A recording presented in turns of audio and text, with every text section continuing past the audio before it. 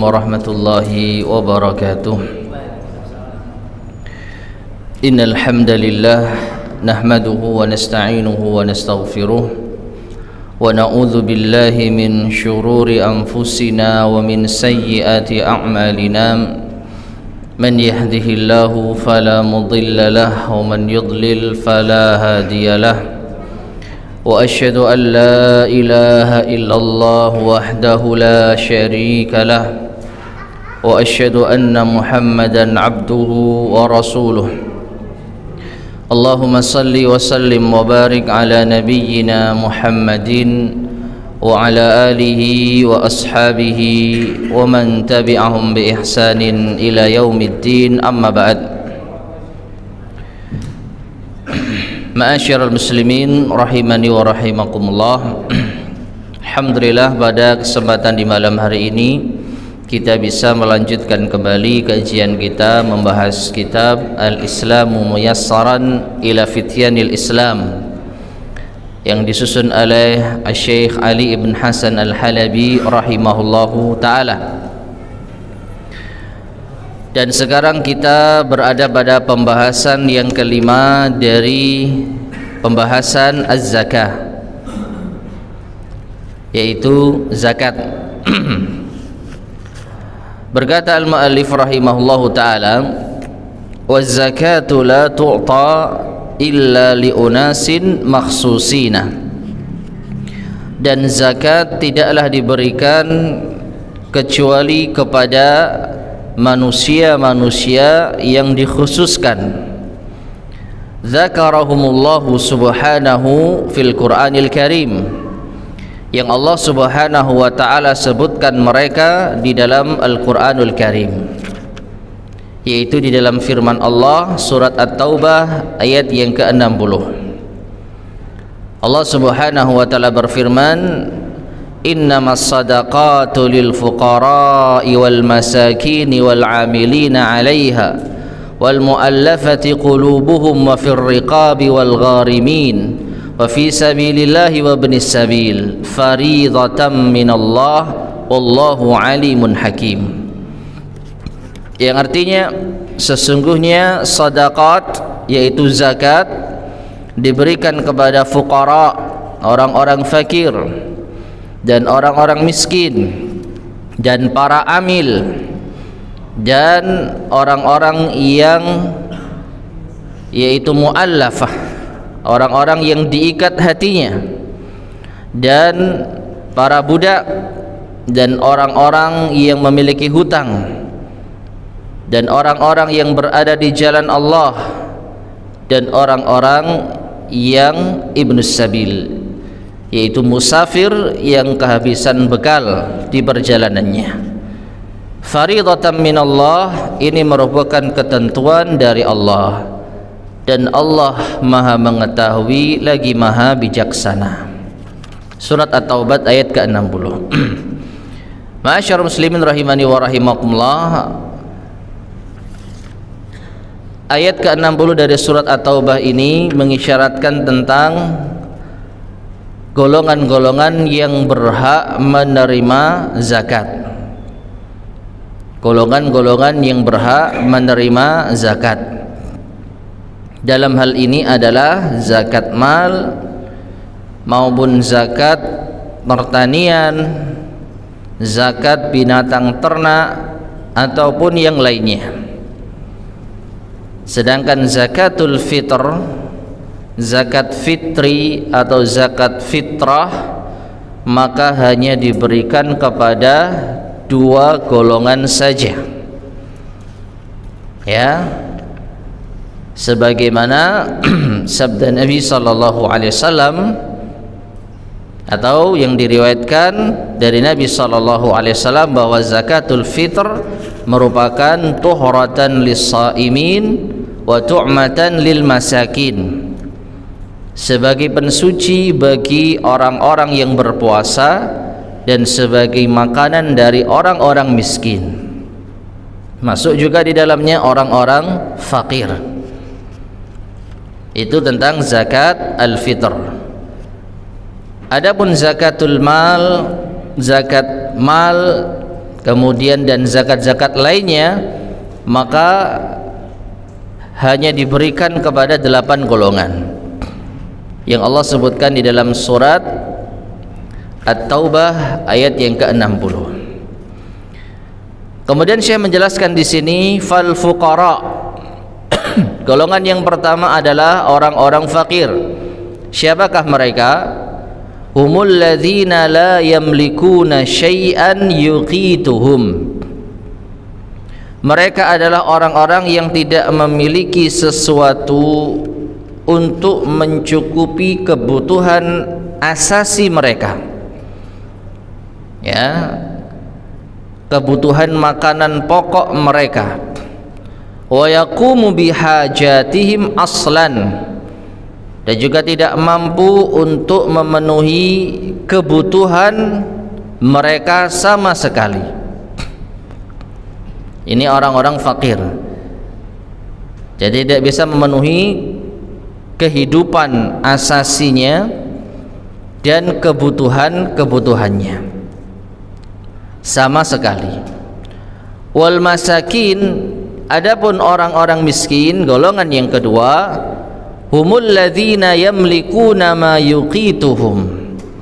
Mereka adalah orang-orang yang memiliki sesuatu untuk mencukupi kehidupan mereka, kehidupan asasi mereka, walakinnahu la yaqumu bihajatihim, akan tetapi tidak mampu untuk memenuhi kebutuhan mereka. Ma'asyiral muslimin rahimani wa rahimakumullah, dari penjelasan al-muallif rahimahullah, maka setidaknya ada 2 perkara yang perlu kita pahami, yaitu kebutuhan atau kehidupan, ya, kebutuhan kehidupan yang asasi, yang mendasar, pokok, dan kehidupan atau kebutuhan yang merupakan hajat selain yang pokok, ya, selain kebutuhan yang pokok. Kalau orang fakir tidak mampu sama sekali untuk mencukupi kebutuhan pokok maupun kebutuhan hajat, kebutuhan pokok dan kebutuhan selain pokok. Sedangkan orang-orang miskin mampu mencukupi kebutuhan pokok tetapi tidak mampu untuk mencukupi kebutuhan yang lain. Ya, dari sini maka fakir lebih membutuhkan dibandingkan dengan miskin. Namun keduanya tetap berada di bawah garis kemampuan, ya, di bawah garis kemampuan. Ada pula yang memberikan penjelasan bahwa fakir itu tidak mampu untuk memenuhi kebutuhan sama sekali.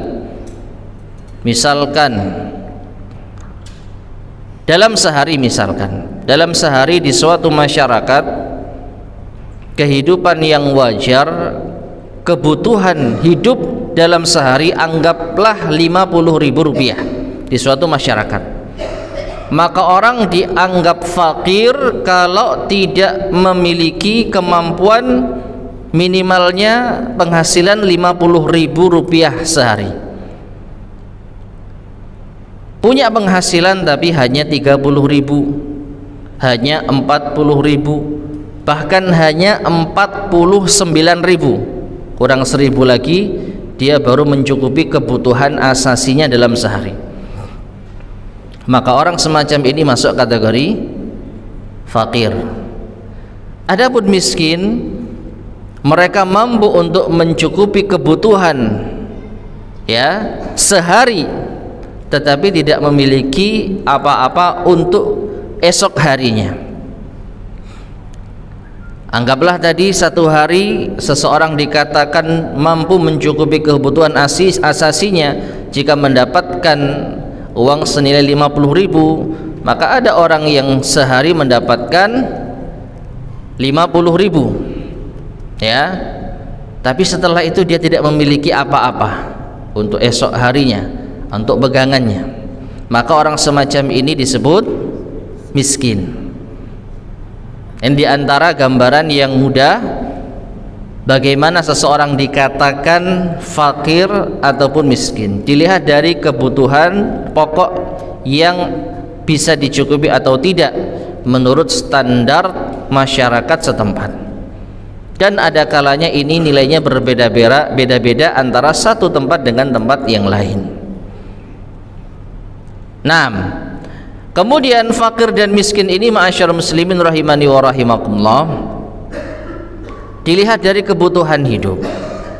Adapun apa yang melekat di dalam diri mereka berupa kendaraan, kemudian alat telekomunikasi, HP dan semisalnya, data internet, maka wallahu alam bisawab ini bukan menjadi indikasi orang itu miskin atau tidak miskin. Kalau punya motor berarti nggak miskin, kalau nggak punya motor berarti miskin. Tidak semacam itu, ya. Karena kalau kita melihat di dalam surat Al-Kahfi tentang kapal yang ditenggelamkan oleh Khidir bersama dengan Nabi Musa alaihissalam demi untuk menghilangkan jejak dari raja zalim yang akan merampas kapal-kapal para nelayan, disebutkan itu kapalnya siapa? Wa ammas safinatu fakanat limasakina ya'maluna fil bahr. Adapun kapal yang ditenggelamkan maka itu adalah milik orang-orang miskin yang mereka gunakan untuk bekerja di laut. Jadi orang miskin terkadang punya apa? Kapal, apalagi cuman motor, handphone Android, ya. Kalau iPhone ya lah, nah ini perlu dipertanyakan kemiskinannya, ya. Katanya yoga jiwa miskin meronta-ronta gitu ya. Lihat orang miskin HP-nya iPhone gitu ya. Nah ini jamnya apa jamnya? Apa? Garmin. Nah ini baru. Tapi kalau hanya sekedar handphone biasa untuk internet, apalagi untuk narik Gojek, ya punya armada yaitu sepeda motor yang sehari mungkin dapat sekian atau sekian, maka bisa masuk kategori miskin sehingga berhak untuk menerima zakat, baik fitr maupun zakat mahal. Taib. Kemudian golongan yang ketiga, wal amiluna 'alaiha, dan para amil atas zakat tersebut. Berkata al-muallif rahimahullah taala, humul ladzina yaqumuna bi jam'iz zakah. Mereka adalah orang-orang yang bertugas mengumpulkan zakat, wa tartibi syu'uniha, dan mengatur urusan-urusannya, wal qiyami 'alaiha, dan bertugas untuk mendistribusikannya. Taib ma'asyar muslimin rahimani wa rahimakumullah. Jadi amil itu secara asal mereka adalah pihak yang telah diberi wewenang oleh pemerintah untuk mengumpulkan, mengatur dan membagikan zakat. Dari sini maka kalau ada pihak terkait yang memiliki wewenang semacam ini bisa masuk dalam kategori amil. Adapun kalau ada pihak yang hanya menerima, ya, jadi mereka hanya menerima, kemudian mereka mendistribusikan, terlebih mereka tidak mendapatkan wewenang dari pemerintah, maka wallahu alam bisawab, nampaknya ini bukan termasuk amil. Jadi hanya duduk kemudian menunggu orang datang lalu mencatat lalu membagikan, ya, terlebih pengurus-pengurus masjid. Kenapa? Karena yang pertama amil itu diberi wewenang atau ditunjuk langsung oleh pemerintah. Dan yang kedua, tugasnya bukan hanya menerima, tetapi juga yaitu apa? Mengumpulkan bahkan mensurvei, ya, mendatangi rumah orang-orang yang dirasa mampu, melihat kalau punya usaha ternak kambing misalkan, disurvei kambingnya berapa ini, oh masih 35,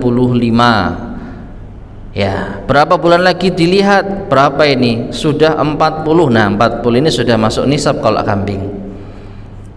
Kemudian juga diketahui bahwasanya kambing ini digembalakan, bukan di kandang, ya, maka jelas ini hewan ternak yang masuk di dalam kewajiban zakat. Setahun kemudian diperiksa, dari 35, maaf dari 40 kambing sekarang jadi berapa? Ternyata jadi 100. Nah, di saat itulah dia memberikan surat ataupun pemberitahuan bahwa Anda telah wajib mengeluarkan zakat. Karena hitungannya 100, maka mengeluarkan 1 ekor kambing mana diambil. Jadi bukan hanya menerima, tapi ikut apa? Memeriksa, mensurvei. Nah, setelah itu dikumpulkan, baru diatur, baru dibagikan. Nah, inilah amil yang sesungguhnya. Nah, amil semacam ini berhak mendapatkan zakat. Kemudian golongan yang keempat, warriqab. Ya, ar-riqab humul abidul ladina yakununa mamlukina li asyadihim. Mereka adalah para budak yang dimiliki oleh tuan-tuan mereka.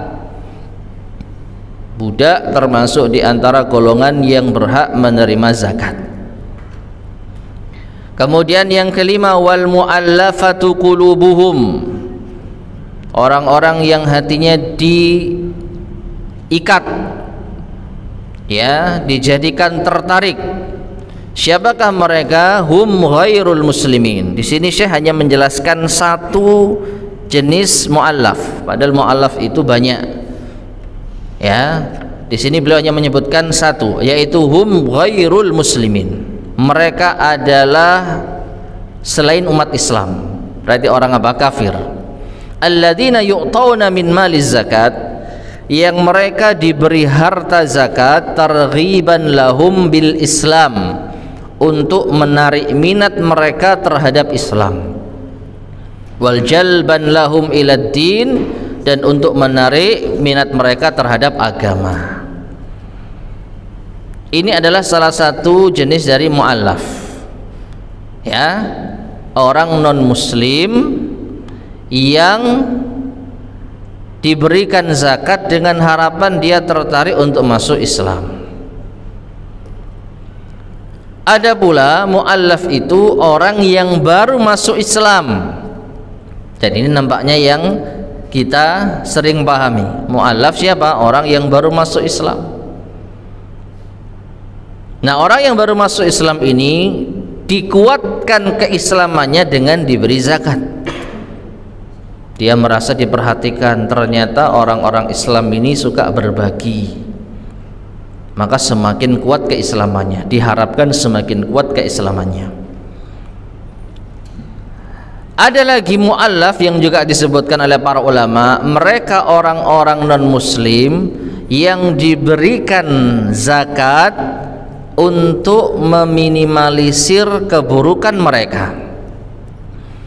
Jadi mereka tidak ada minat untuk masuk Islam, tetapi mereka memiliki ancaman, ya, memiliki ancaman terhadap kaum muslimin. Entah mereka itu para penjahat atau mereka orang-orang yang suka merampok, maka mereka termasuk mu'allaf apabila kita berikan harta kepada mereka untuk meminimalisir gangguan mereka terhadap kaum muslimin. Ya, dengan pemberian ini semoga mereka tidak mengganggu kaum muslimin. Nah, itu juga termasuk apa? Mu'allaf. Nah, sedangkan yang disebutkan oleh al-mu'allif rahimahullah satu jenis mu'allaf saja, orang-orang non muslim yang mereka diberi harta mal, zakat mal, untuk menarik minat mereka terhadap Islam. Taib. Kemudian yang keenam, wal gharimuna. Al-gharim humul ladzina athqalahumud dainu. Mereka adalah orang-orang yang dililit oleh hutang. Hutang itu menyengsarakan mereka. Fala yastati'una ada'ahu. Mereka tidak mampu untuk membayarnya. Walal qiyama bihaqqihi, tidak mampu menunaikan haknya. Haknya hutang itu untuk dibayar.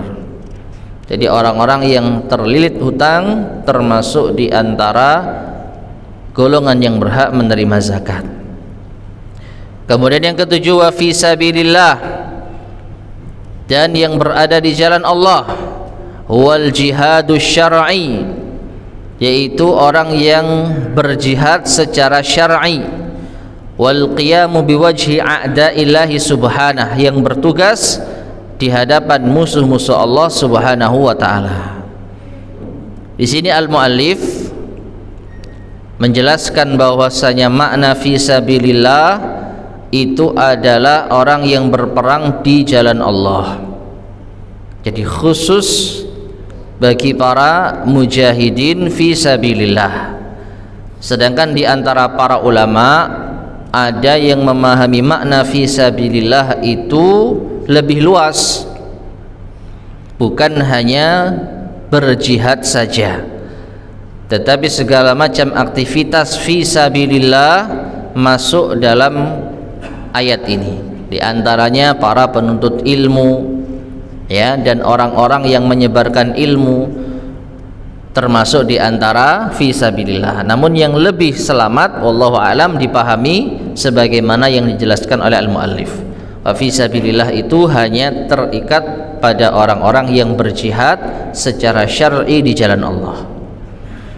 Dan yang terakhir, wa ibnus sabil, ya, huwa alladzi qata'at bihil wasail wal ahwal. Mereka orang yang terputus sarana dan keadaannya fi ghairi baladi, di negeri lain. Itu orang yang musafir, kehabisan bekal di negeri orang. Nah, ma'asyar muslimin rahimani wa rahimakumullah, 8 golongan ini adalah golongan-golongan yang berhak untuk menerima zakat. Kemudian 8 golongan ini tidak disyaratkan diberi secara sama. Maknanya, apakah zakat seseorang harus benar-benar dibagi 8? Ya, sehingga orang kalau memiliki zakat senilai 8 juta harus diberikan masing-masing 1 juta. Ini untuk fakir, ini untuk miskin, ini untuk mu'allaf, ini untuk amil, ini untuk musafir, dan seterusnya. Maka jawabannya tidak. Boleh zakat itu diberikan kepada salah satu golongan saja. Mana yang lebih membutuhkan dan mana yang mudah, itu bisa diberikan kepada mereka. Sampai pun satu golongan hanya diberikan kepada fakir saja, maka insya Allah tidak mengapa. Wallahu a'lam bishawab.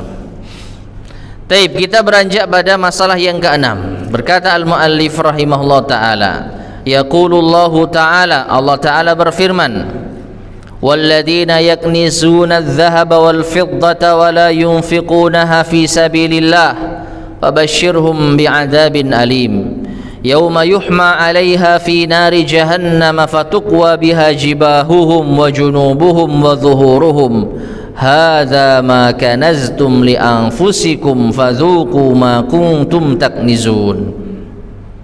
Allah Subhanahu wa taala berfirman, yaitu di dalam surat At-Taubah ayat 34-35, yang artinya, dan orang-orang yang menyimpan atau menimbun emas dan perak dan tidak menginfakkannya di jalan Allah, maka berilah kepada mereka kabar siksa yang pedih, yaitu pada hari dipanaskan bagi mereka di neraka jahanam harta-harta tersebut, lalu yaitu disetrikakan, ya, harta-harta yang panas tersebut di dahi-dahi mereka, di lambung-lambung mereka, dan di punggung-punggung mereka. Lalu dikatakan kepada mereka, inilah apa yang kalian simpan, apa yang kalian timbun untuk diri-diri kalian, maka rasakanlah apa yang kalian simpan tersebut. Surat At-Taubah ayat 34-35. Ma'asyar muslimin rahimani wa rahimakumullah, ayat ini dan pembahasan ke-6 ini secara umum memperingatkan atas bahaya orang yang tidak mengeluarkan zakat apabila memang sudah wajib zakat. Dan orang diwajibkan zakat apabila memiliki harta yang mencapai nisabnya dan dimiliki selama 1 tahun. Nisab dan haul, ya, dan nanti akan disinggung oleh al-mu'allif rahimahullah ta'ala nisab zakat mal, ya.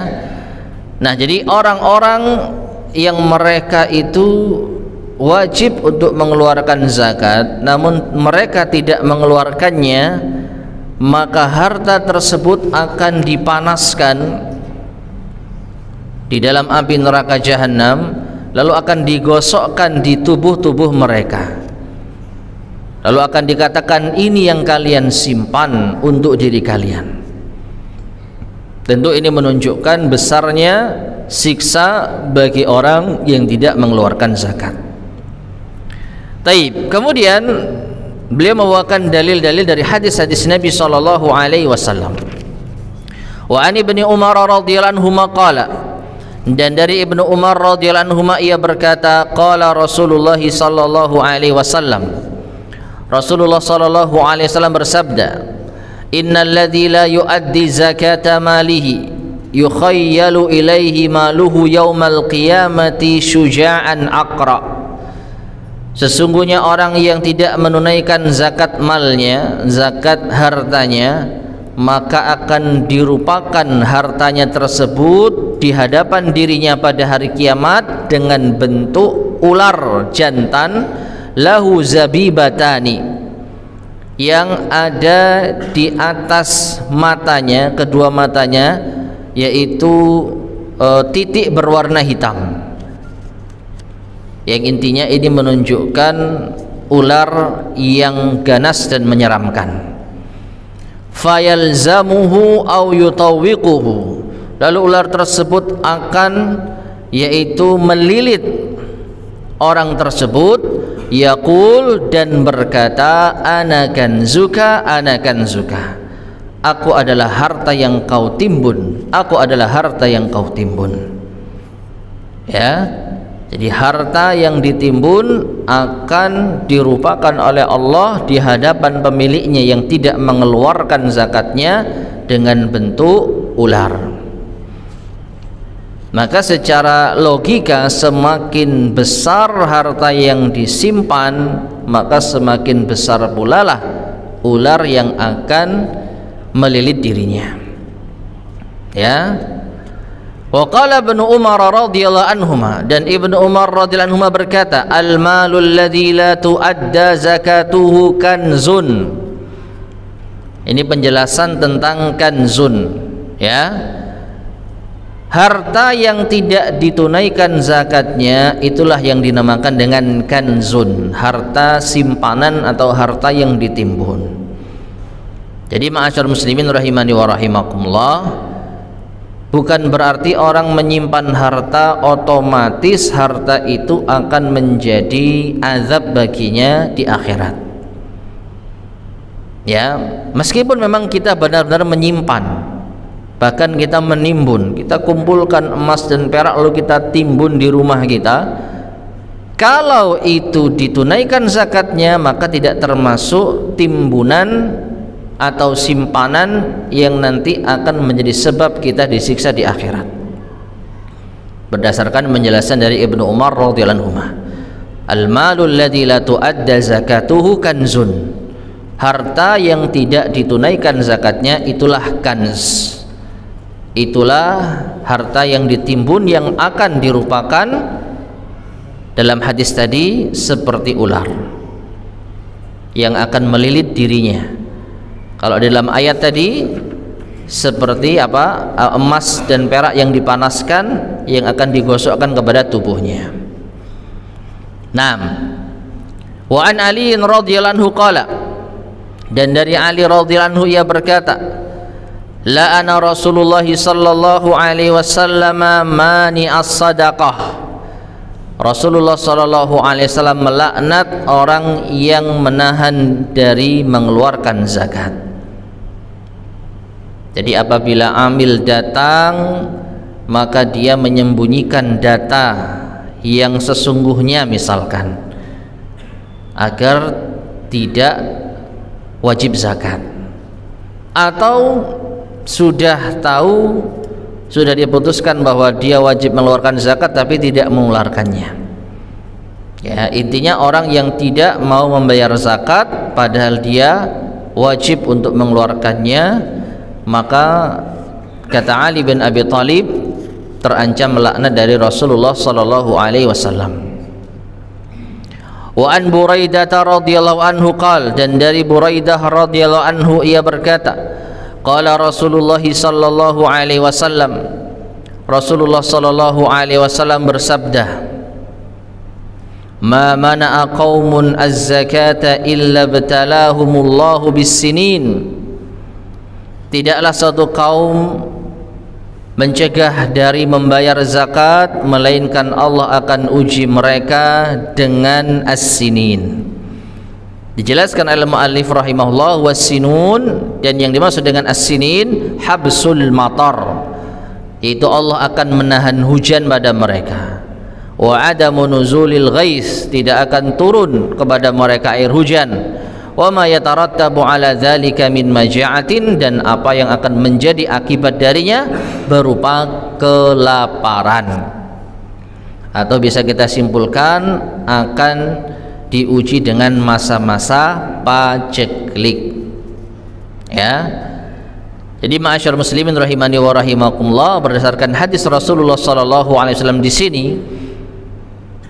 maka bisa jadi masa paceklik yang terjadi ini diakibatkan oleh orang-orang kaya yang mereka tidak mengeluarkan zakatnya. Jadi imbas kebakhilan mereka itu menjadikan masyarakat yang ada di sekitarnya diuji dengan kelaparan karena tidak turun air hujan, yang tentu saja ini menyebabkan kekeringan. Tanaman tidak tumbuh, hewan tidak bisa makan, ya, maka manusia akan kesusahan dan kelaparan. Nah, ini diantara dampak yang terjadi karena enggan membayar zakat. Wa an Abi Hurairah radhiyallahu anhu qala,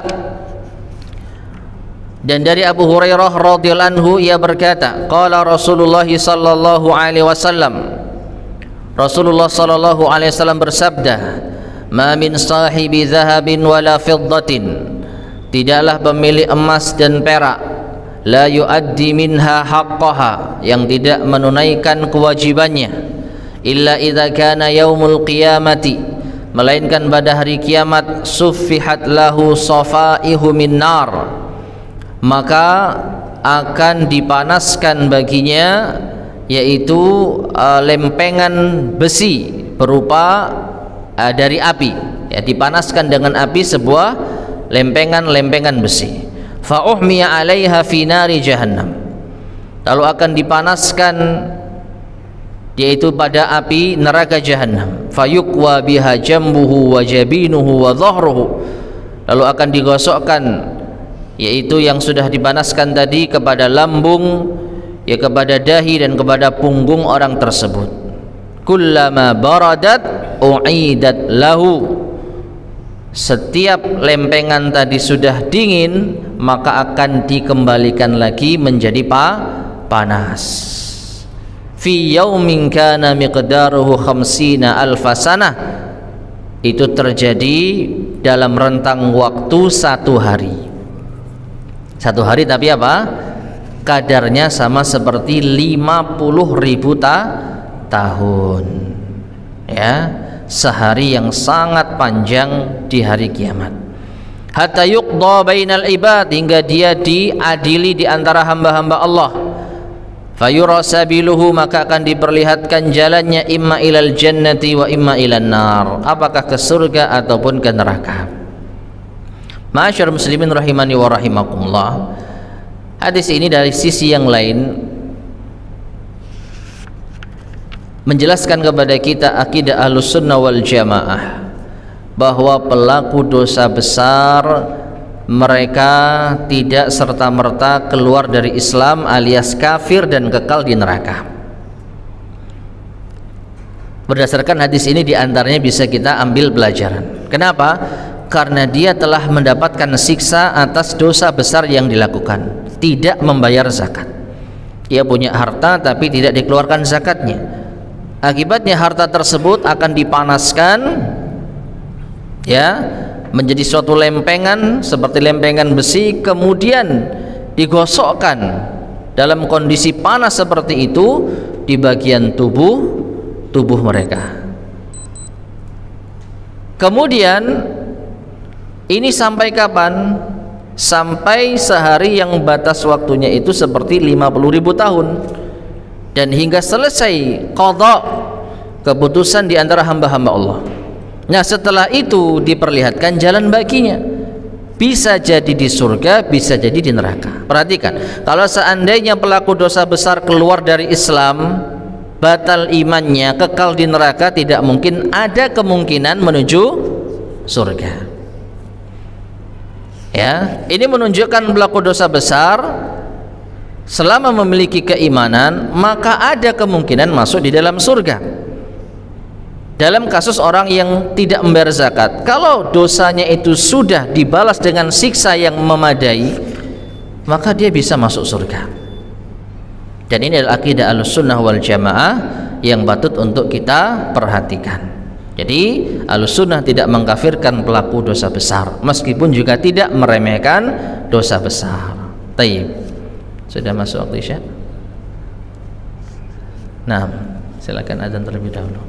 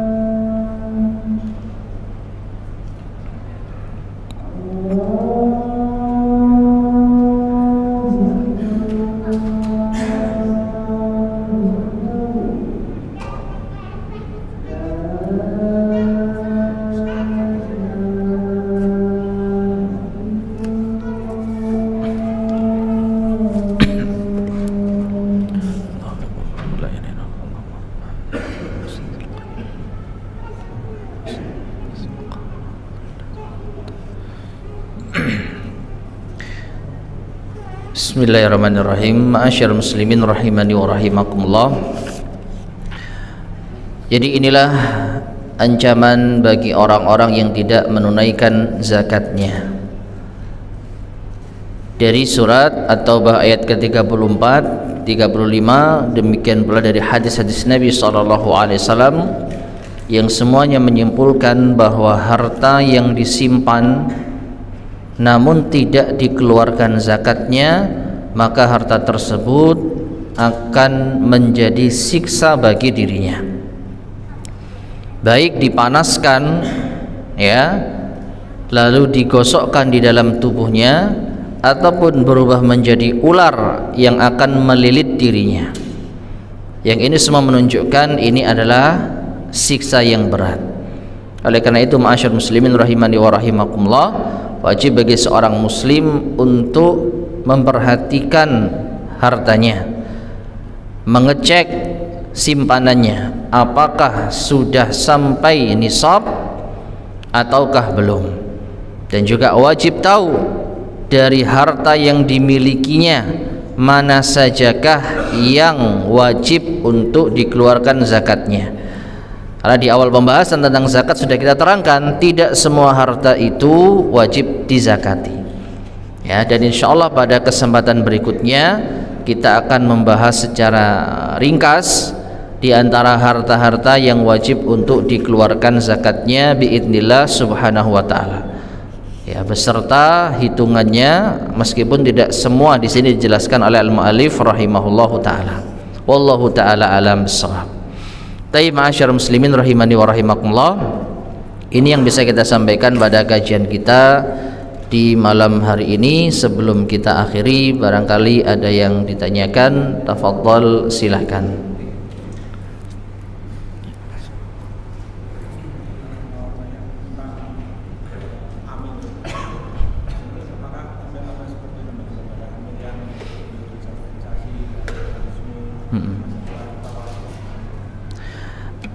Apakah lembaga-lembaga amil yang beredar di sekitar kita termasuk di antara amil zakat yang syar'i? Wallahu alam bissawab. Kalau mereka diberi kewenangan dalam hal ini mendapatkan izin sebagai amil, maka bisa jadi mereka termasuk amil yang syar'i ya.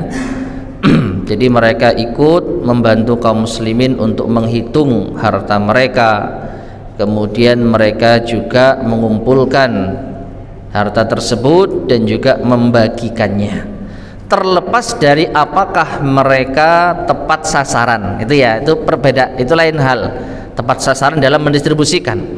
Tapi secara syar'i apakah mereka pantas disebut amil? Wallahu a'lam bishawab. Kalau mereka mendapatkan kewenangan dari pemerintah muslim, maka bisa jadi termasuk amil ya, mungkin seperti itu. Wallahu a'lam bishawab.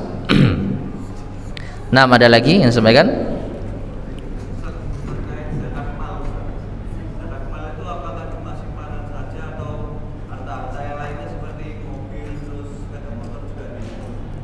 Iya, insya Allah keterangannya lebih lanjut akan dijelaskan pada kesempatan berikutnya. Namun secara global, zakat mal itu adalah harta, baik itu emas, perak maupun mata uang yang kita miliki ya, hanya terbatas itu saja.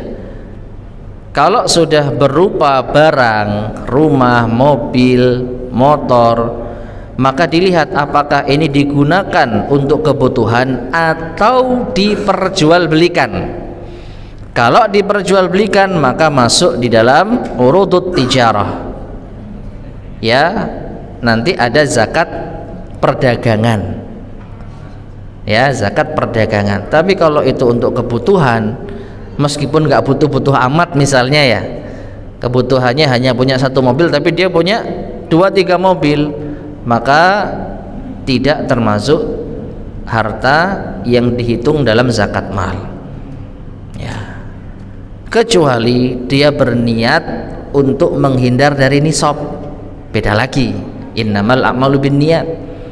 Anggaplah nisab itu kalau kita pakai patokan 1 gram emas murni 24 karat 1 juta, berarti nisabnya itu sekitar 85 juta.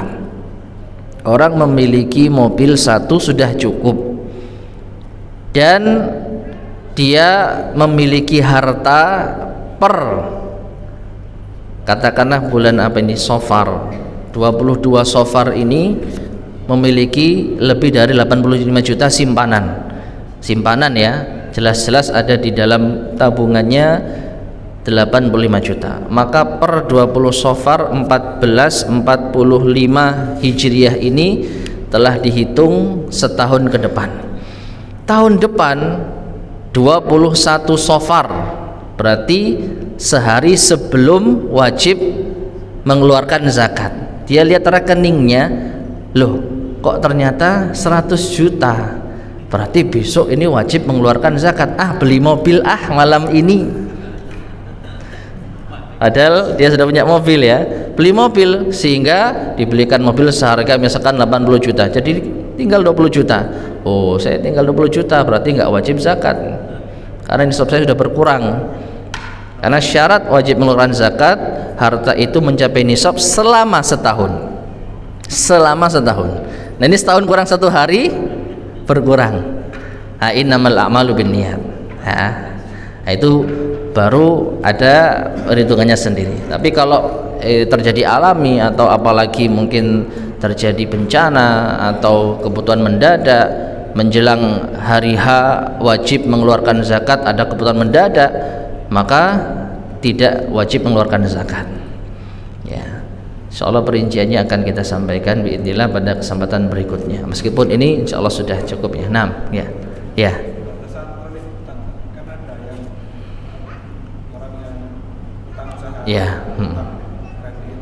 Ya. Wallahu a'lam bishawab. Ini diantara perkara yang cukup rumit ya. Kalau kita lihat secara nas, ya hanya disebutkan al-gharimin, orang-orang yang mereka terlilit hutang. Tidak dijelaskan kenapanya ya.